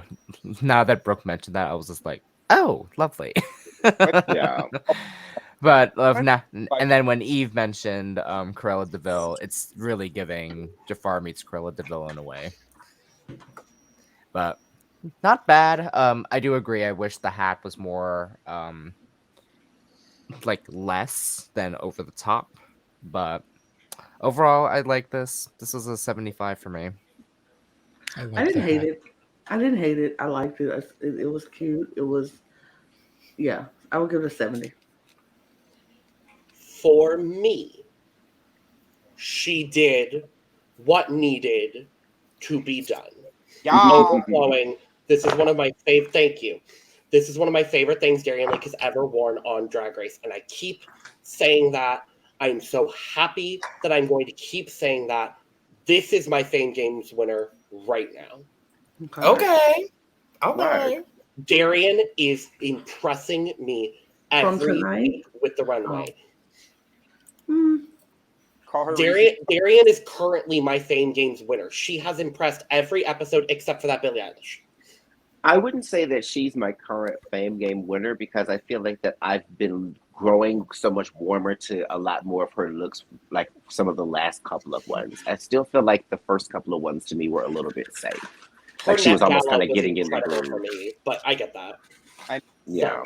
Billie Eilish, I don't know what you're talking about. But it's mostly her "As the World Turns" look. Oh no, that was just a drag stop bodysuit, and I was like, That was anyway. That was a read on Logan, not you, Eve. Oh. But anyway, we get a challenge winner, and the winner of the challenge is Kandy Muse. I agree. All right. No more bias. Because of how I didn't really like her runway, it would be a disagree. But they liked it, so that's good for them. So we're gonna go around in a circle now. Brooke has said their piece. We're gonna go Eve up and around and down. Who would be your winner of this challenge? For me, taking into account performance and runway, I feel like because they had a strong, edgy runway and were someone that very much embodied Grace Jones when they presented themselves, also as well in the performance, I think they did a really good job with the role that they had. And the role that they had was not one of the easier roles, and they still nailed that. And 9 times out of 10 with a lot of the past productions, usually the people they get the harder roles, even if they do nail it, still at least make it into the top to get some kind of critique. So for me, with both of those two combined, my winner would have been Alexis.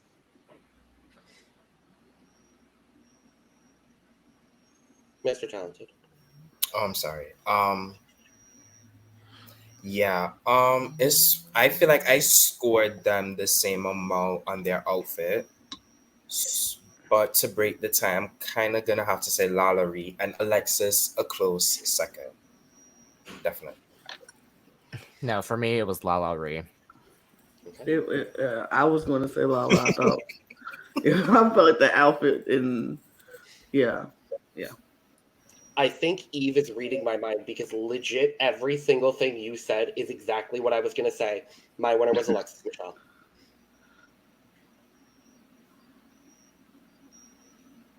Sorry, I had myself muted.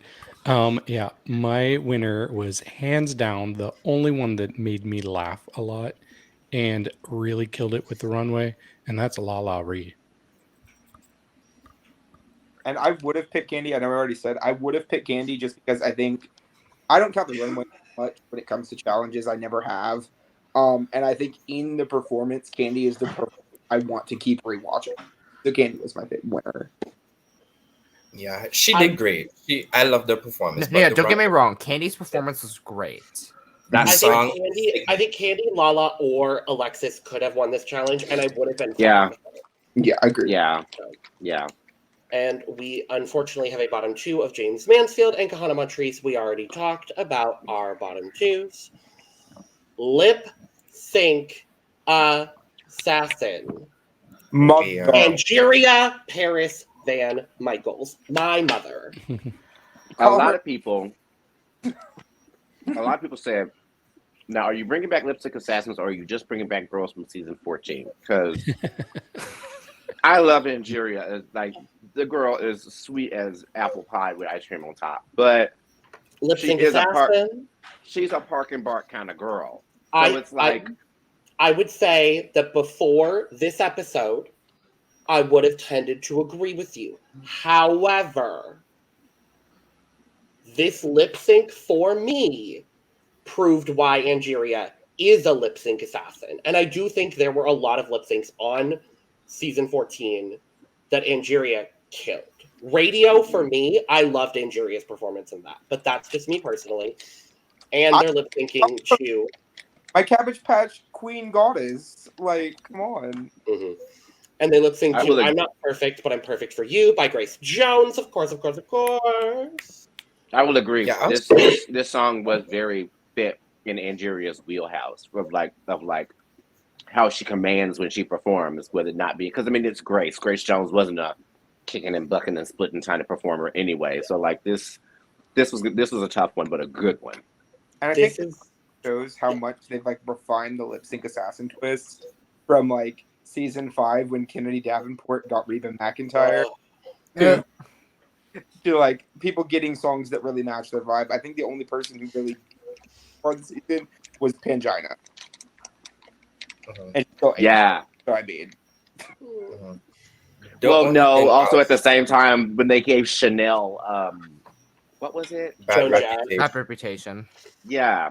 I was like, Chanel sitting there trying to rock out, and I'm like, what? The girl that wore like a costume from the original Broadway production of Beauty and the Beast when she walked into All Stars is like, okay. Winner of the Great Christmas Fight, Chanel. That is true. She is a winner. I will say this is my favorite lip sync of the season so far. I agree. Fair. What I will say, actually, you know what? Yeah. I love Angeria a lot, but I don't really think she's an assassin. I'm not gonna lie. I think she dialed it in. No, go ahead. I think they told her, take it easy. We don't want to have 4 losses in a row or 3 losses in a row. Honestly, I think that's how she would have performed it regardless. Yeah, I feel like Kandy is a really good performer. I feel like they both just performed to the best of their abilities when it came to the lip sync. I don't know. Maybe I'm just a little bit more, I don't know, jaded in the fact that I think her and Raja both were told to phone it in. Raja always phones it in. Raja is not. Sorry, wrong Raja. O'Hara, O'Hara. Thank you. Sorry, Mr. Talented, you were saying, darling. Yeah, regardless of whether they told Angeria to quiet down or not, Jaymes was still going to go home because everybody else voted for her. So it really went to make a difference. It would have just been more extra money. Yeah, because. But also, we have to remember Kandy doing hit 'em up style and looking like this screaming, sweaty. What was she covered in that black and white outfit or whatever? She was like emotional, like into it, like everything. So it was one of those kind of things where I'm like, if it would have been one of those kind of kicking buttons, bucking, splitting kind of like numbers, Kandy would have been able to hold her own. Like I feel like that even if they would have told the other girl to hold up a little bit, Kandy would have still put up a real fight. Like it wouldn't have looked like a complete gimme to her. Yeah. So I also want to say the spoilers for this episode were wrong, by the way, which is kind of a gag. Oh, wow. The spoilers said that Lala won this challenge, but that clearly did not happen, even though maybe it should have. However, the lip sync winner, Kandy Muse, $30,000. Good for you, gal. And Jaymes Mansfield has been eliminated. Gag. And I was well, Mr. Talented, you alluded to it earlier, and I was going to bring it up here. Heidi did reveal on social media that because of the first challenge where Jaymes had missed some choreo and still ended up in the top, apparently she had a target on her back from day one. That's something I would have liked to see in the edit. I would have liked to see any of that stuff, but instead our story has been preoccupied by a lot of different other factors. I think it's just very unfortunate that we lose Jaymes here because I think Jaymes was on such an upward trajectory. I'm so happy that Jaymes was on this season to show the fact that she has grown as an entertainer, as a queen. I'm thrilled that Jaymes was here, and I'm really sad to see her go here. I know. As someone who has followed Jaymes Mansfield since season 9 on her YouTube, on a lot of like wrestling content, she's a big wrestling fan as well. She covers a lot of my bases. So seeing Jaymes back on the show, I was so happy. I am so happy she was here. I really think that if she would have stayed another week, she had a very good chance of making it to the finale.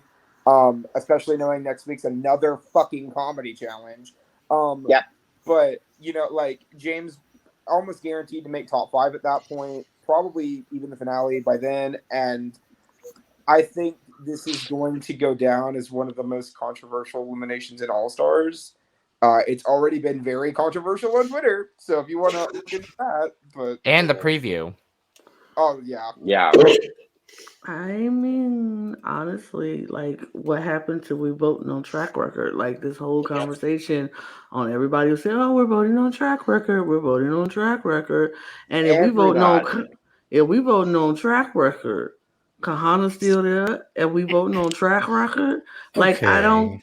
I Miss mean, Kasha Davis shouldn't have left when she left if they were voting. that's what I'm saying. I'm like, we're not doing that, but we're constantly saying that's what we're doing. And it's like, well, if we're going to do that, let's do that. But if we're not going to do that, let's not say we're doing it. And what completely blew my mind is the fact that every single person voted for Jaymes. So I was like, it made me think of when India and them were all arguing during her season, and she said that people were campaigning against her, and she had to get everybody's vote. I was like, this had to be some behind-the-scenes unanimous link up for them all together to go, yeah, we're all going to vote for Jaymes, because there was no logical reason as to why they would have sent Jaymes home, every single one of them. Unless, like everyone was saying, it was because they were a threat. And Jaymes was 100% right when they said that. It was like, because I'm a threat. I'm like, yeah, it is, because this is the first time you've ever been in the bottom, and you haven't been doing bad at all. Second, but still. For the commercial. Oh, yeah. That first episode should have been that first time she shouldn't have been in the bottom either, because, yeah, they were all just as a group, and they shouldn't have been. Like that, yeah. As a group, Jaymes was the second best in her group. Darienne was the best in their group. The bottom two would have been Alexis, Michelle, and Kahanna. And Kahanna still would have went home. And Kahanna, Kahanna would have went home at that point. But like looking at as a whole, this is why I have been so against All Stars 8 in terms of like how it's being edited, how it's being presented to us. It's giving me a lot of All Stars 5 energy because, and even then, All Stars 5 at least had drama, like good, entertaining drama and iconic stuff like "This is why Barry don't like you." Like I just for me, it's giving. Go ahead. That we are supposed to be entertained by in terms of like our production. Sure, Jimbo was doing very well in the competition. probably going to win, right? But part of the fun of Drag Race is having multiple contenders, so that way when you have people to root for, it's like subjective and you can have like your own personal attachment. If you don't have an attachment to Jimbo, which, spoiler alert, I don't, then what am I supposed to find enjoyment out of them this season? David, I know And you for me- have opinions, so I'm going to throw it to you real quick. I'm so sorry, Eve. Go ahead, no problem. Oh, it's okay. Yeah. So I don't want to make it seem like I'm dancing on James's grave because I'm very sad for James's fans. But for me, if I was there voting, I would be voting based on my opinion of track record, not based off of what the judges are arbitrarily giving out, because we don't even agree with them half the time. For me, I think Jaymes and Kahanna have not had the best runs in this competition. I think Kahanna has had 2 very strong episodes. I think Jaymes has had 1 very strong episode. So I would have sent Jaymes home for sure. The one being Snatch Game? Yes. I disagree, but I understand what you're saying. Yep. And I mean- I thought the first episode and the ball, I thought were very strong for Kahanna. I mean, And James should not have been in the top dog first episode, which I think we all agreed on. oh, for Yeah. sure. I mean, well, for me, though, also, Jaymes did really well in RDR Live as well. Like, and Yeah. my opinion, I thought Jaymes did really well in the trailers challenge the bottom. Like, I blame Alexis Michelle for a lot of that. So, and the concept in general, which was Darienne's idea. So when you look at, on the whole, like, I don't think Jaymes has had a bad run. I No. think Right. James had a very safe run. Yeah, Mhm. exactly.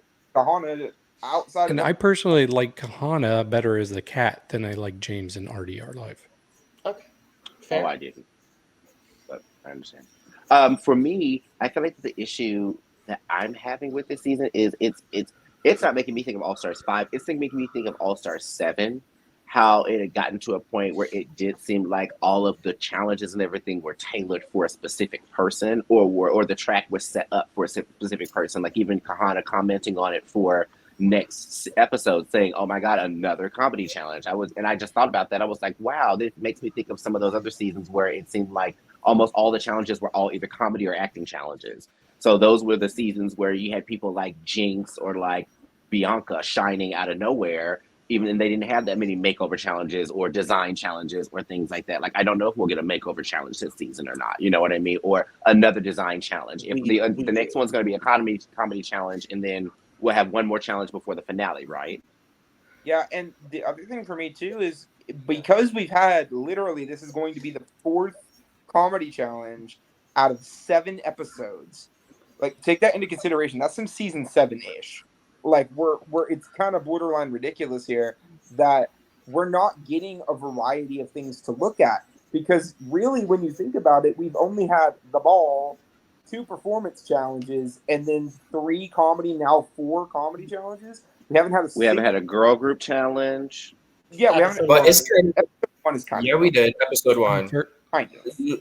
Looking at the thing, it's kind of same with All Star 6, because All Star 6 by this point most of it was acting, because they had the variety show, ball, then the advert, the improv, the acting, and the Rusical. So that's 3 out of 6. You know, kind of similar. So I would just say the improv. It just wasn't so right. More. Yeah, they only had 2 of that because you had the headliner show was a performance challenge. The ball was episode 2. Like, regardless of anything, even if it were the exact same, it would have been too much then, and it's too much now.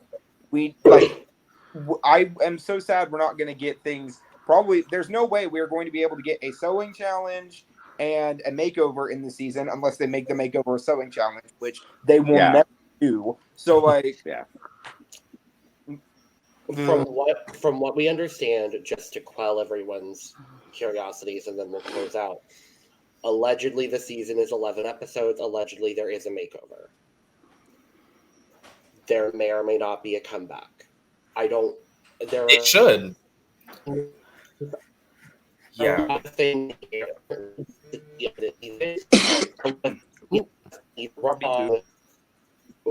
Logan's going beep boop. Yeah, okay, I'm about to say. Talk. Oh my god. Talk. Oh my god. Talk, Valentina. Are we back? Are we Alive. back? I'm gonna scream. I hate this. Are you It's fine okay. now? I You're think. back. Okay. Welcome to my world. Welcome to my life. Literally. So the other thing is a lot of the tea's been wrong this season, and the subreddit that has all the tea is now a private subreddit. As it should be. Fuck Reddit. Okay, that's not the conversation we're having here, but what I'm saying is allegedly there are 11 episodes. Allegedly there are more things coming.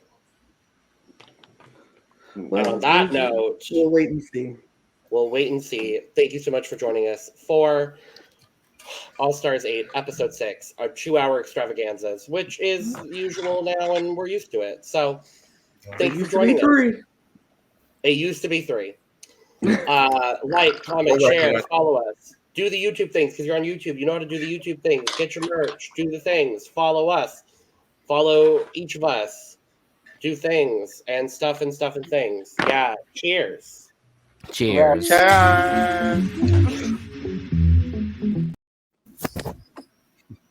Wait, we're still here. Delicious. Wait, we're still here. It was the wrong thing. Now we're gone. Everything's fine. Now we're going.